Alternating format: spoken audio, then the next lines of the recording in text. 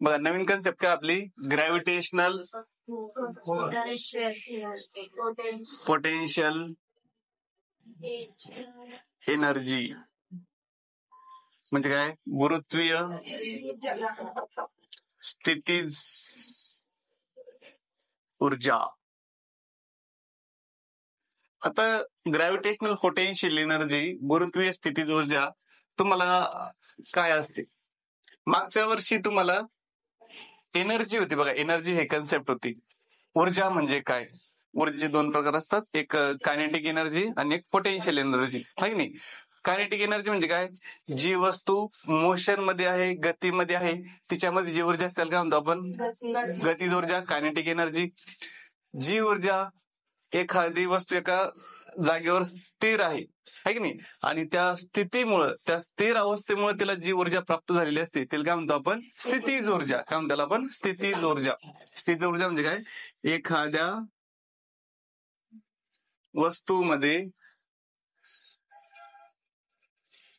किंवा एखाद्या त्याला काय म्हणतात विशिष्ट स्थानामुळे किंवा स्थितीमुळे प्राप्त झालेल्या ऊर्जेला काय म्हणतो आपण? स्थितीज ऊर्जा. काय म्हणतो आपण? स्थितीज ऊर्जा म्हणतो. The energy in an object because of its position. त्या पोझिशनमुळे ती जी ऊर्जा सामावलेली आहे त्याला काय म्हणतो आपण? Potential energy. Energy because of its position. जसं की पाणी, तुम्ही पाणीचं एक्झाम्पल घेतला असेल, किंवा एखादा बॉल आहे, तुम्ही बॉल सिंपल असं वर फेका, कॅच घ्या, तुम्हाला कॅच इझिली घेता येईल, है की नाही? तोच बॉल तुम्ही खूप उंचावर फेका आणि मग तुम्ही ते कॅच करा, तुमच्या हाताला काय होतो? लागतो, है की नाही? त्याच्यामध्ये एनर्जी काय जास्त आहे. एखादा मुलगा आहे किंवा एखादी वस्तू आहे थोड्याशा कमी उंचीवरून खाली पडली, तुम्ही कॅच घेतली, तुम्ही घेऊ शकता. तीच एखादी वस्तू, खूप जड वस्तू उंचावरून पडली, तुम्हाला कॅच करता येईल का? नाही करता येणार, है की नाही? पाण्याचे एक्झाम्पल, पाणी थोडस खाली, नळाला आपण नळ चालू केला, कमी प्रेशर ना पाणी, तेच जर 4थ्या-5व्या मजल्यावर आपण टाकी ठेवला असेल आणि तिथून जर पाणी पडतंय तर पाणी कसे आहे? प्रेशर नाही येतं. कसं येतं? प्रेशर ना. म्हणजे त्या पाण्यामध्ये जी ऊर्जा आली ती कशामुळे आली? त्याच्या विशिष्ट स्थानामुळे आली, स्थितीमुळे आली. ती तिला नेऊन ठेवलेली आपण, त्याला काय म्हणतो आपण? स्थितीज ऊर्जा. त्याला काय म्हणतो आपण? स्थितीज ऊर्जा. आता ही स्थितीज ऊर्जा आपण कशी कॅल्क्युलेट करतो? एक फॉर्म्युला होता सिंपल पोटेन्शियल एनर्जीचा, MgH हा फॉर्म्युला होता. या फॉर्म्युल्याला आपण काय करायचो? एनर्जी कॅल्क्युलेट करायचो. एम म्हणजे काय? मास, त्या वस्तूचं मास. जी म्हणजे काय? ग्रॅव्हिटी. ओके. आणि एच म्हणजे काय? हाईट. ती जमिनीपासून किती उंचावर आहे म्हणजे उंची. ह्या फॉर्म्युल्याचा वापर करून आपण काय करायचो? ती वस्तूमध्ये असलेली स्थितीज ऊर्जा काढायचो. पण आपल्या इथं कोणची आता? गुरुत्वीय स्थितीज ऊर्जा म्हणजे काय? Gravitational potential energy. आता आपल्याला माहिती आहे की स्थितीज ऊर्जा काय होते, की जसं जसं ही समजा ही काय पृथ्वी, ही काय आपली पृथ्वी, पृथ्वीच्या सरफेसवर स्थितीज ऊर्जा किती असते? 0. किती असते? 0. जसं जसं आपण जमिनीपासून वर जाणार आहे तसं तसं स्थितीज ऊर्जेचं जे मूल्य, व्हॅल्यू, ते काय होत जातं? वाढत जातं. नाही का? इथं पाणी काही प्रेशर नाही खाली पडणार आहे का? नाही. तेच पाणी आपण तिथं 3ऱ्या नंबरचे म्हणजे मजल्यावर नेऊन ठेवलं, तिथून टाकीवरून खाली काढलं, पाण्याला काय येतो? प्रेशर येतं. म्हणजे वस्तू जशी जशी वर जाणार आहे तिच्यामधली स्थितीज ऊर्जा काय होत चालते? वाढत जाते. ओके. हे मागच्या वर्षी होतं आपल्याला. बट आता आपल्याला माहिती की आपण हे जीचं मूल्य एका विशिष्ट स्थानापुरतं कॉन्स्टंट आहे. जसं जीचं मूल्य आपण किती काढलेलं माहिती आपल्याला? किती ते 9.8. किती आहे? 9.8. किती किलोमीटर पर्यंत आहे बरे? 9.8. आपल्याला माहिती माउंट एव्हरेस्ट पर्यंत 9.8 आहे, म्हणजे 8 ते 9 किलोमीटर पर्यंत, 10 किलोमीटर पर्यंत 9.8 हे मूल्य आहे. पण त्याच्यापेक्षा वर जायला लागलो की हे मूल्य पण काय होतं? कमी होतं. म्हणजे एच जी काय होऊ लागलं? आपलं कमी होऊ लागलं. बरोबर की नाही? मग हे जर आपण अनंत अंतरावर गेलो, जीचे मूल्य काय होऊन जातं? लगेच कमी होऊन जातं. मग त्यावेळेस हा फॉर्म्युला उपयोगात पडेल का? तिकडे पोटेन्शियल एनर्जी काय होऊन जाईल? 0 होऊन जाईल. पोटेन्शियल एनर्जी काय होऊन जाईल? 0. कारण जीचं मूल्य 0 होत चाललं. जसं जसं आपण पृथ्वीपासून लांब चाललो जीचे मूल्य कमी कमी होत जाईल आणि पोटेन्शियल एनर्जी पण काय होऊन जाईल? त्याच्यातली कमी होऊन जाईल, है की नाही? मग हा फॉर्म्युला आपल्या कुठपर्यंत लागू पडतो? एका विशिष्ट अंतरापर्यंत पृथ्वीपासून, है की नाही? मग ज्यावेळेस आपल्याला त्या ग्रॅव्हिटेशनल फोर्सच्या पण बाहेर जायचंय आणि तिथं आपल्याला जरा गुरुत्वीय स्थितीत ऊर्जा मोजायची असेल त्यावेळेस आपण कोणता फॉर्म्युला वापरतो? Potential energy is equal to capital G M plus खाली काय अजून आर प्लस एच वर काय राहिलं का स्मॉल एम. हा फॉर्म्युला आपण वापरू शकतो. ओके. आणि इथं काय करायचं मायनस साईन. इथं काय करायचं मायनस साईन. मायनस साईन का बरं? कारण की आपली जी पोटेन्शियल एनर्जी आपण ते काय करतोय अगेन्स्ट ग्रॅव्हिटी चाललेलो आहे, पृथ्वीपासून लांब चाललेलो आहे ना, आहे की नाही, पृथ्वीपासून लांब चाललो म्हणून त्यावेळेस आपल्या इथे काय द्यायचंय मायनस साईन. काय द्यायचं मायनस साईन. ओके. हा फॉर्म्युला कुठपर्यंत लागू पडतो आपल्याला? 9 किलोमीटर पर्यंत 10 किलोमीटर पर्यंत. पण तिथून पुढे जर आपण वर चाललो पृथ्वीपासून, आहे की नाही, तर त्यावेळेस आपल्याला कोणता फॉर्म्युला वापरायचा आहे? Minus G capital M small M R plus H. G म्हणजे ग्रॅव्हिटेशनल कॉन्स्टंट, एम म्हणजे मास ऑफ अर्थ पृथ्वीचं मास, एम म्हणजे काय ऑब्जेक्टचं मास ती जी वस्तू आपण घेऊन चालू लांब, आर म्हणजे काय पृथ्वीचं रेडियस आणि एच म्हणजे काय पृथ्वीच्या रेडियस पासून आपण सरफेस पासून किती वर चाललो ते म्हणजे काय एच. हा फॉर्म्युला वापरून तुम्ही गुरुत्वीय स्थितीज ऊर्जा काढू शकता. ओके. थोडीच कन्सेप्ट याच्यामधला फक्त तुम्हाला हा 1 मार्कासाठी हा फॉर्म्युलाच मॅक्सिमम टाइम विचारला जातो, बाकी काही विचारलं जात नाही. दुसरं नवीन कन्सेप्ट आहे बघा. दुसरं काय आहे मेन महत्वाचं म्हणजे इस्केप व्हेलोसिटी. दुसरं काय इस्केप व्हेलोसिटी, त्याला काय म्हणतो आपण मुक्तिवेग. हे समजतंय ग्रॅव्हिटेशनल पोटेन्शियल एनर्जी समजतंय ना, आहे की नाही. पोटेन्शियल एनर्जी म्हणजे काय एका विशिष्ट स्थितीमुळं स्थानामुळं त्या वस्तू जी ऊर्जा असते त्याला काय म्हणतो आपण पोटेन्शियल एनर्जी स्थितीज ऊर्जा, आहे की नाही. त्याचा फॉर्म्युला काय MgH. परंतु कुठपर्यंत लागू होतो विशिष्ट अंतरापर्यंत. तिथून पुढे जर आपल्याला अजून वर द्यायचं असेल तर मग कोणता फॉर्म्युला वापरावा लागेल? Minus G capital M small M upon R plus H. Okay. नवीन कन्सेप्ट आहे आपली इस्केप व्हेलोसिटी. त्याला काय म्हणतो आपण इस्केप व्हेलोसिटी म्हणजेच काय मुक्तिवेग. खूप महत्वाचं आहे बघा. मुक्ती म्हणजे काय सोडून द्यायचं का आपल्याला? नाही. मुक्ती म्हणजे काय की एखादी वस्तू आहे आपल्याला, इस्केप व्हेलोसिटी म्हणजे वेग. ओके. तर एखादी वस्तू ती आपल्याला पृथ्वीच्या बाहेर फेकायची. आपल्याला माहिती कोणती वस्तू वर फेकली कुठे येते? खाली येते. कुठे येते? खाली. मग आपल्याला वस्तू कुठे फेकायची? जसं आपण सॅटेलाइट पाठवतो पृथ्वीच्या बाहेर, मग ते खाली यायला पाहिजे, पण ते खाली येतात का? नाही. कारण ते सुरुवातीला जेव्हा जमिनीपासून वर जातात, नाही नाही, त्यांची स्पीड खूप असते, त्यांना वेग खूप असतो, बरोबर आहे की नाही. ते खाली येतात का? नाही येत. मग तो वेग किती पाहिजे म्हणजे ती वस्तू आपल्या गुरुत्वाकर्षणाच्या बलावर मात करून ग्रॅव्हिटेशनल फोर्स ओव्हरकम करून काय जाणार ती पृथ्वीच्या बाहेर जाणार आहे आणि कुठं जाणार ती स्पेसमध्ये.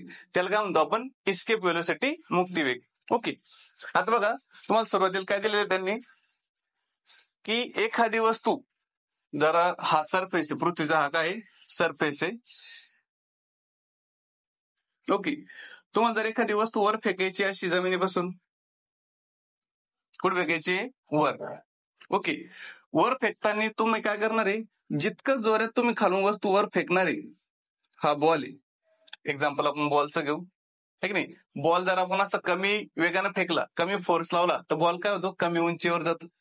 थोडासा अजून फोर्स लावला की अजून उंचीवर जातो, थोडासा अजून फोर्स लावला की अजून उंचीवर जातो, बरोबर आहे की नाही. म्हणजे जितका इनिशियल व्हेलोसिटी यू जितका जास्त असणार आहे की नाही, यू जितका मॅक्स असणार आहे तितकी काय राहते आपली जमिनीपासून बॉल काय होतो वर जातो, म्हणजे हाईट आपली काय होते गेन होते, बरोबर आहे की नाही. आणि आपल्याला माहिती वर जाताना जी वेग आहे व्हेलोसिटी ती काय होत चालते कमी होते जास्त होते कमी होते. काय होते ती कमी होते. आणि एका विशिष्ट स्थानावर जाऊन तो बॉल काय होतो झिरो होतो. फायनल वेग काय होऊन जातो झिरो. तिथून तो वापस खाली पडायला चालू करतो. कालच्या न्यूमेरिकल मध्ये आपण बघितलंय, बरोबर आहे की नाही, की सुरुवातीला बॉलला आपण इनिशियल व्हेलोसिटी लावली तो वर जात राहील, पण वर जाताना त्याचा वेग काय होत राहतो कमी होत जातो. का बरं? Gravitational force. पृथ्वी काय लावते त्याच्यावर ग्रॅव्हिटेशनल फोर्स लावते, त्याला पुढे वाढते खाली वाढते. एका विशिष्ट अंतरावर जाऊन तो झिरो होतो, नंतर वापस तो खाली पडायला चालू होतो, है की नाही. इथं अगेन्स्ट ग्रॅव्हिटी चालू म्हणून मायनस जी, इथे वापस पडायला लागल्यानंतर इथे शून्य झालेलं आहे, बरोबर नाही. वापस u is equal to zero. खाली पडताना वापस त्याचा वेग काय होत चालतो वाढत जातो. आणि पृथ्वीच्या थोडस वर असल्यावर तो काय होणार आहे मॅक्स राहणार आहे, जास्तीत जास्त राहणार आहे, है की नाही. आता बघा की हा जमिनीपासून किती वर जाणार आहे हे कशावर अवलंबून असतं सुरुवातीचा वेग. कशावर अवलंबून असतो? सुरुवातीचं म्हणजे यू वर. कशावर असतं? यू. म्हणजे याचं डिस्प्लेसमेंट किती होणार आहे ते कशावर अवलंबून असणार आहे? एसवर. यासाठी आपल्याला त्यांनी एक छोटासा न्यूमेरिकल्स किंवा त्याला प्रूव्ह करून दाखवलेलं आहे आपण. त्यासाठी बघा, एक वस्तू आहे जिचं मास आहे एम. तिचं मास काय आहे? M. Okay.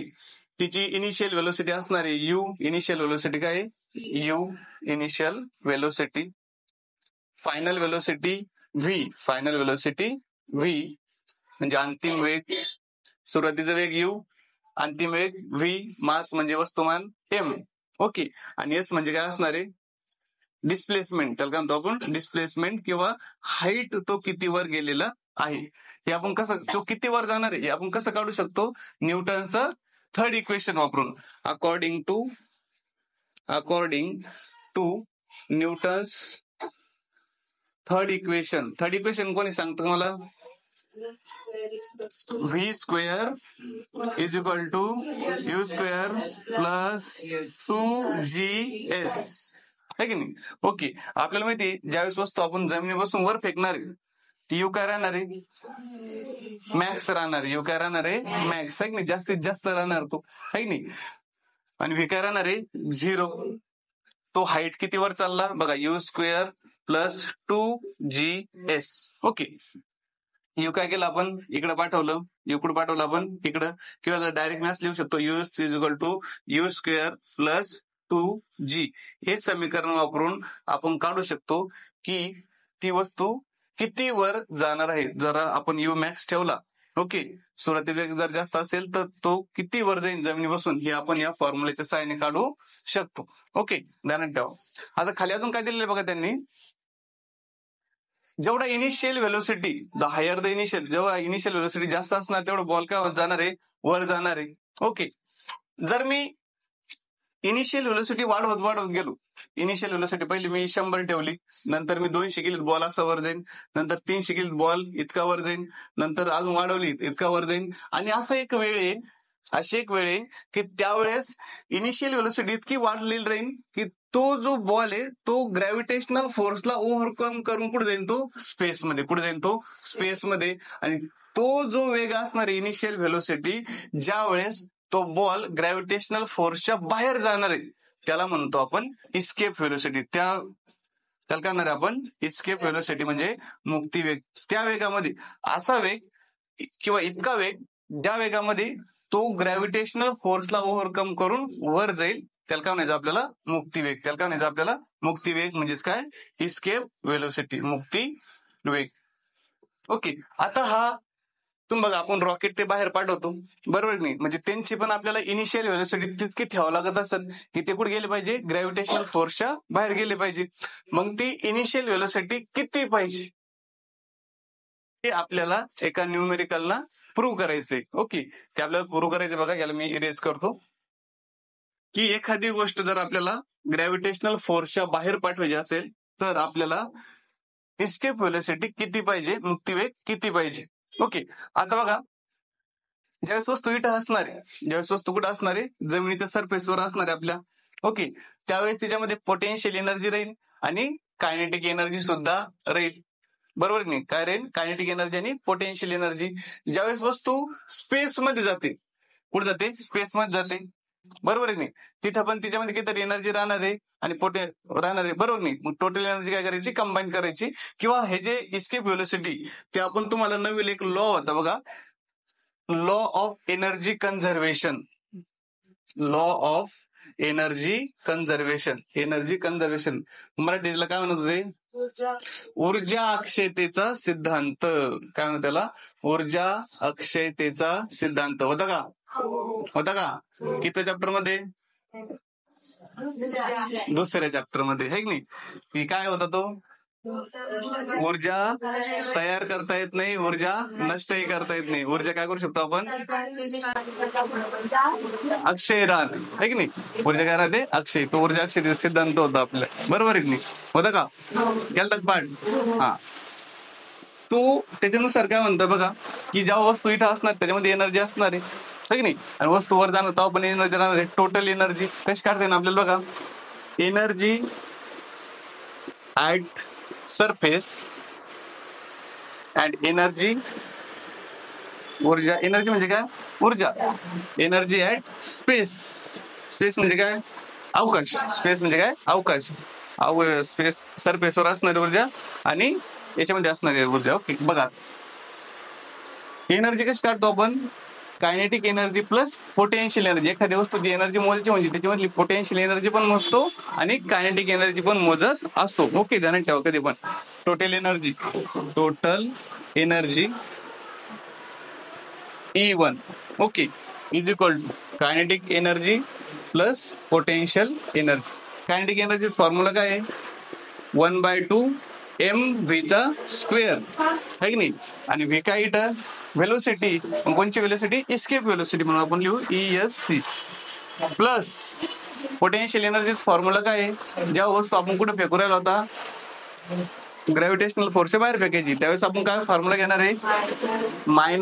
-G capital M small m upon R plus H हा फॉर्म्युला.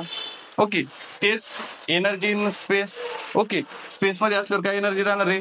Total energy. त्या वस्तूमध्ये जी वस्तू आपण फेकणार आहे त्याच्यामध्ये किती एनर्जी राहणार ते आपल्याला बघायचं. Total energy at space E2, त्याला आपण काय म्हणायचं? E2. त्याचं पण kinetic energy plus potential energy. Kinetic energy formula काय? सेम तोच. काय तो? सेम तोच. बट बघा 1/2 mv चा square ESC okay plus GM upon R plus H. आता बघ, ज्यावेळेस वस्तू स्पेस मध्ये राहणार आहे, कुठं राहणार आहे? स्पेस मध्ये. तिचा वेग आपल्याला माहिती का? नाही. ओके, तिची हाईट काय आहे आपल्याला माहिती का? स्पेस मध्ये नाही आहे की नाही. इन्फानाइट डिस्टन्सवर असणार आहे. तिची व्हेलोसिटी पण काय राहणार आहे? इन्फानाइट राहणार. मग आपल्याला माहिती का? ही टर्म काय होऊन जाते? 0. ही टर्म काय होऊन जाईल? 0. त्याच्यामुळे याला आपण कन्सिडर काय करायचं? 0. हे काय आलं आपलं? हे आलं आपलं total energy at point surface, म्हणजे पृष्ठभागावर असतानाची एनर्जी. ओके, आता बघा ऊर्जा अक्षतेच्या इकडे लिहितो मी. थोडस मोठं आहे.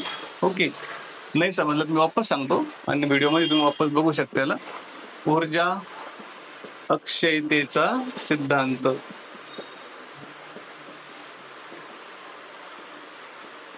बघ, त्याच्यानुसार काय? E1 is equal to E2.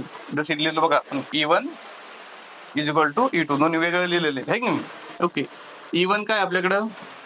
1/2 mv चा square plus -GM upon R plus H. आणि E2 काय?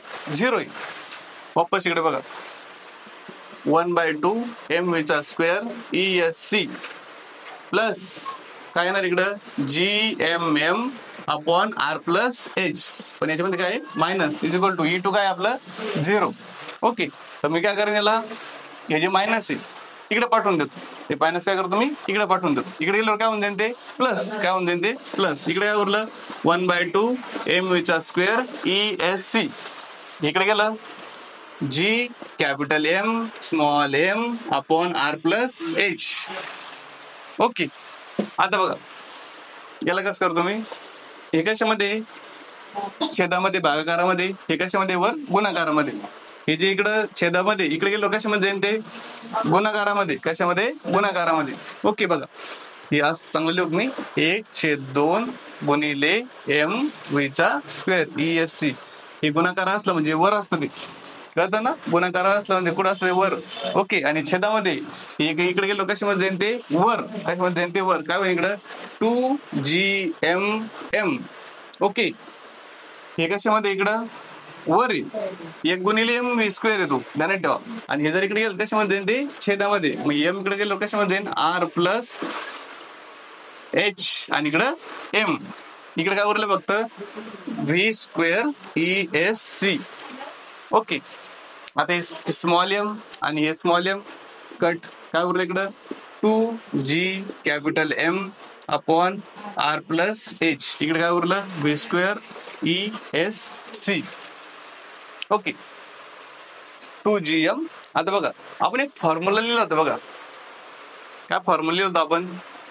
का ग्रॅव्हिटेशनल ऍक्सलरेशनचा G is equal to GM upon R square हा फॉर्म्युला लिहिला होता आपण. ओके, याला मी असं लिहू शकतो का, इकडे छेदामध्ये इकडे याला गुणाकारामध्ये घेऊन जाऊ शकतो का, जीएमचे कशामध्ये छेदामध्ये मध्ये इज इक्वल टू साईन आहे दिसतंय ना, इक्वल टू, याला इकडे मग घेऊन जाऊ शकतो का, घेऊन जाऊ शकतो. काय होईल ते जी आर चा स्क्वेअर आणि इकडे काय उरलं जी कॅपिटल एम असं उरलं का.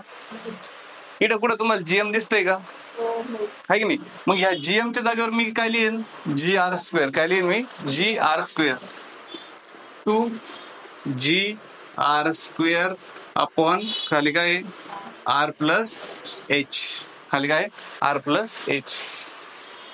आता बघा हे एक आर आहे, हे एक आर आहे, एक आर कॅन्सल, काय उरलं इकडं 2g आणि खाली काय उरलं एच, इकडे काय व्ही स्क्वेअर. हो सॉरी, इकडे आर पण उरलं, एच पण उरलं का माझं, एच कसं काय उरलं, एक मिनिट सॉरी.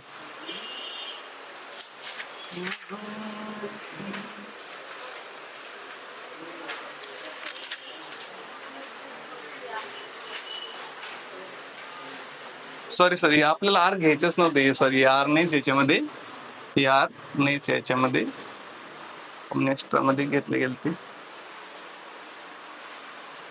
ओके, आर इथंच नाही. ओके, हा फॉर्म्युला काय आपण जर वस्तू कुठे ठेवलेली आहे सरफेसवर, कुठे ठेवलेली आहे सरफेसवर, पृष्ठभागावर ठेवलेली आहे ना, जमिनीपासून थोडी वर ठेवलेली एखादी वस्तू, मग ते आपण हेच घ्यायला पाहिजे होतं का, नाही तुम्ही पण म्हणले नाही, काय माणसं आहे तुम्ही. हे जाऊ तिकडे बघा काय उरलं इकडं आर, यार कॅन्सल झालं, खाली काय वर काय उरलं फक्त सिंगल आर, इकडे काय व्हीचा वर्ग, काय इकडे व्हीचा वर्ग. आता इकडे कशामध्ये नाही अंडर रूट मध्ये 2g r, इकडे काय उरलं फक्त व्ही, काय उरलं इकडं व्ही. हे काय इस्केप व्हेलोसिटी, काय इस्केप व्हेलोसिटी. ओके, आता इस्केप व्हेलोसिटी किती बघा, इथं लिहितो मी ते वापस, v is equal to under root 2g into R, under root 2, G ची किंमत किती आहे 9.8 इंटू आर ची किंमत किती आहे 6.4 इंटू 10 टू द पॉवर 6. ही काय त्याची रेडियस, ही काय पृथ्वीची रेडियस, आणि यांचा गुणाकार केल्यानंतर उत्तर येतं 11.2 किलोमीटर पर सेकंद. ही काय इस्केप व्हेलोसिटी म्हणजे काय की एखादी वस्तू जेव्हा तुम्हाला गुरुत्वाकर्षणाच्या बाहेर फेकायची आहे पृथ्वीच्या, त्यावेळेस तुमची इनिशियल व्हेलोसिटी, हा जर सरफेस आहे, हा काय सरफेस आहे, तुम्हाला जर वर फेकायची अशी तर तुम्हाला यू किती ठेवावं लागणार आहे 11.2 किलोमीटर पर सेकंद. किती द्यावं लागणार आहे 11.2 किलोमीटर पर सेकंद. ही काय आपली इस्केप व्हेलोसिटी, काय आपली इस्केप व्हेलोसिटी म्हणजे मुक्तिवेग, कारण त्याला आपण मुक्तिवेग. ओके, समजतंय का. हे थोडंसं अवघड आहे, हे थोडंसं काय अवघड आहे पण ठीक आहे. ओके, मुक्तिवेग म्हणजे काय, एखादी वस्तू आपल्याला जी गुरुत्वाकर्षणाच्या बाहेर फेकायची त्याला लागणारा सुरुवातीचा वेग, त्याला काय म्हणतो आपण मुक्तिवेग, त्याला काय म्हणतो आपण मुक्तिवेग. ओके, आणि तो किती पाहिजे आपला 11.2 किलोमीटर प्रति सेकंद पर सेकंद. Okay, done it, right down.